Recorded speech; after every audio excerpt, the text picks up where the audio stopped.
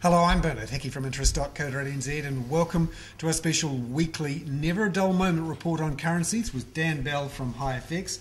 Dan, no dull moments at all this week. We had the currency rocking and rolling and on its way up in a big way. Tell us about how much of a move we saw.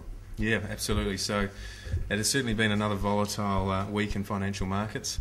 If you go back to last week, the New Zealand dollar had a low of around 74.50 against the US dollar. So that was on Friday night. We'd actually been down earlier in the week, but we got down to 74.50 after the US employment figures, which were much worse than expected. And since then, we've actually recovered quite significantly through the course of the week and made a high last night of 77.50 against the US dollar. So a pretty decent recovery in the New Zealand dollar for now. Whether or not it's a false rally or what they call a dead cat bounce will remain to be seen. But for now, sentiment has stabilised and that's created some support for the Kiwi. Because it had come down a long way. You've got to remember, just at the end of April we were at 82 cents. It dropped down to 74 or so. You can sort of understand a bit of a bounce. But this week has really bounced. What has been the news drivers behind it? Well, I think the key driver around the bounce has been expectations that the US Central Bank are going to undertake another round of quantitative easing. So if the US Central Bank decide to print more money, that's negative for the US dollar, positive for risk assets, positive for equities, positive for commodities. So investors have decided that that's enough to give them a little bit more confidence. And also I think overall the situation in Europe has stabilised somewhat. No news from Greece. No news is good news. Obviously, the Greeks go back to the polls on the 17th of June, and at the moment there's a polling blackout. So we don't actually know what's happening in Greece, and for now everyone's feeling a little bit more confident. And in Spain they've got this 2-week window, I suppose, where their inspectors go in and check their banks to see how big the hole is, and then we work out whether and how Europe can bail out Spain's banks. Exactly. I mean, Spain's going to be a big issue, and it's something that's going to take a long time. I mean, they're talking about using the European Stability Mechanism, the ESM fund, which kicks off in July, to potentially recapitalise Spain's banks. And I think there's a little bit of a view that Spain is simply too big to fail, so that the policymakers can't let Spain, or Spanish banks for that matter, to continue to deteriorate, because it's really going to be the end of the road. That was the thing, isn't it? The end of the previous week, people were talking about real risk of a meltdown. And as soon as that talk came out, the initial thought was, don't worry, the cavalry will come. Yeah. And so this week we've been waiting for cavalry, and there's been the occasional bugle of, a vice chairman of the Federal Reserve say, we think we might ease. But last night, Ben Bernanke came out, and he didn't sound like the cavalry at all. No, he didn't. So he had a semi-annual testimony to the US Congress where they quiz him about monetary policy and generally try and get his views on what the Fed are going to be doing. And he made no real statements about QE3. He highlighted the downside risks to the economic outlook and obviously referenced Europe, but didn't make any real concrete statements. So everyone was a bit disappointed about that. And since then, over the last 8 hours, we've actually seen most risk assets under quite a bit of pressure. Equities throughout Asia are down, and the New Zealand dollar has fallen over a cent from last night's highs. So it goes to show you how fickle these markets continue to be, and how focused we are on the stimulus or lack of from the US. So you can see here the New Zealand dollar really has come off in the last wee while and dropped down to that 76 mark. Bounced a tiny bit in the last hour or so, but you're right. People are a bit nervous out there.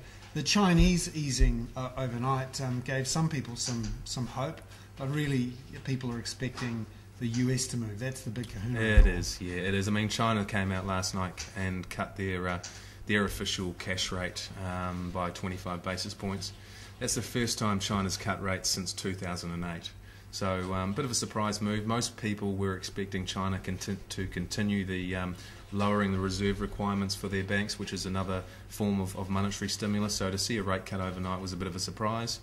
You could look at it two ways. You could say that China's policymakers are trying to preempt perhaps some worse than expected news flow that's going to come out of China soon. But overall, markets saw that as initially as a positive, which gave the New Zealand dollar that further momentum last night, and in fact the Australian dollar went all the way up to parity. Well, that's amazing, isn't it? The Australian dollar went from 96 cents to parity overnight. Yeah, in a week. So last week we saw the Aussie dollar dip under 96 cents against the US dollar. Last night, so in less than a week, we've seen the Aussie dollar go from just under 96 to all the way back over parity, back at sort of 99 cents at the moment. But yeah, big moves in these currencies. How do your customers deal with that sort of volatility? What can you say to them about those sort of moves? Just try to sleep well? Use some sleeping tablets? What do you do?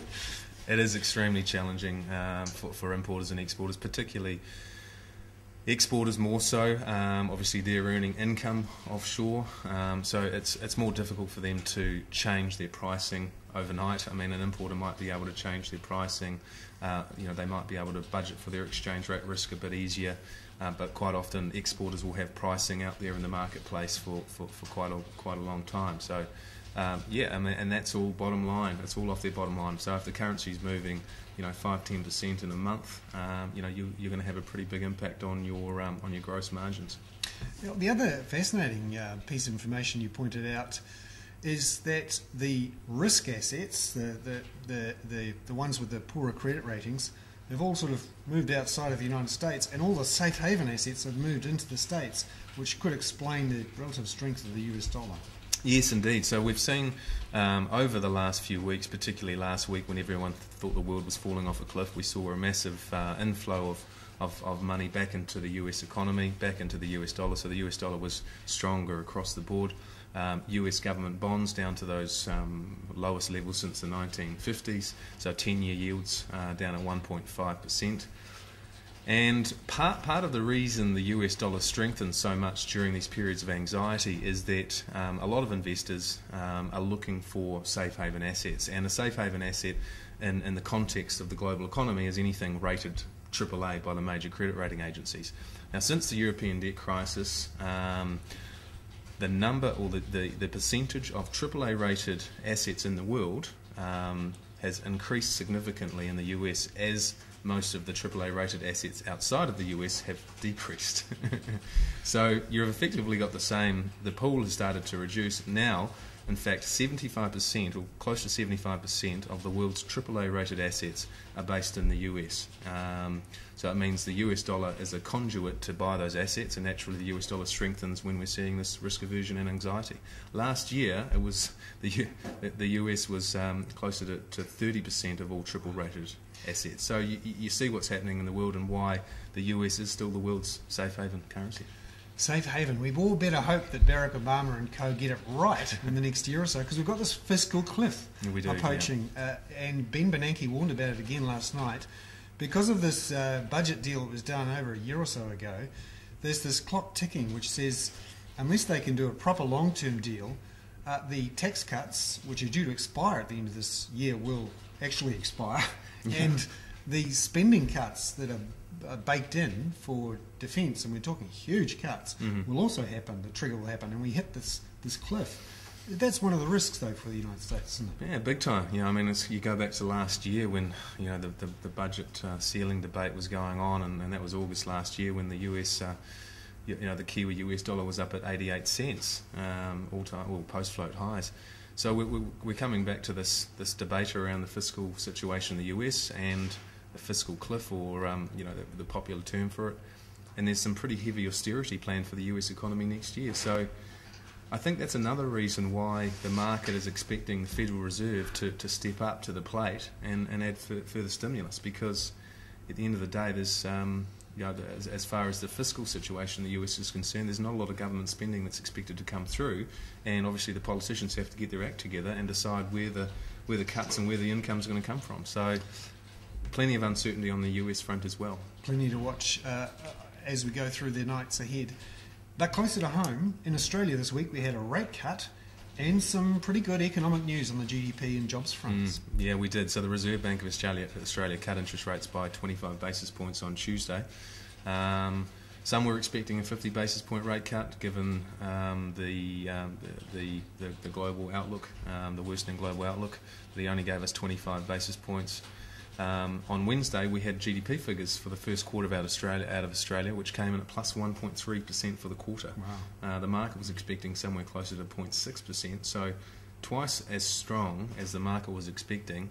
And if you read into it, the mining and resources boom continues to drive economic growth in Australia. So very strong GDP from Australia, followed by very strong employment numbers yesterday, with employment growth in May coming in at plus 39,000 new jobs for the month. Unemployment remaining steady in the low fives, but again, employment growth significantly better than expectations, and which has continued to provide support to the Aussie dollar as well. Still the lucky country. Indeed, yeah. Luckily they don't have any decent rugby players. Back to New Zealand, where we're expecting the Reserve Bank next week to hold interest rates, or is there a slight chance they could cut them? I think the pricing in the market is about, I think it's about a 10%. Yeah, so most people don't expect the Reserve Bank to cut interest rates next week. I think if you go back to the most recent statement, the Governor mentioned the high New Zealand dollar, mentioned that if the New Zealand dollar continued to climb, then perhaps they'd be prepared to cut interest rates. Obviously the New Zealand dollar is down 10% against the US since that last statement, so he's certainly got his way there. And really I think it's going to be a case of probably leaving his powder dry. I mean, if the situation in Europe does get worse, then perhaps we might see the Reserve Bank of New Zealand act, but for now I think it's going to be sitting tight at 2.5%. Excellent. Dan Bell there from HiFX with Never a Dull Moment, and there certainly weren't this week. I'm Bernard Hickey for interest.co.nz.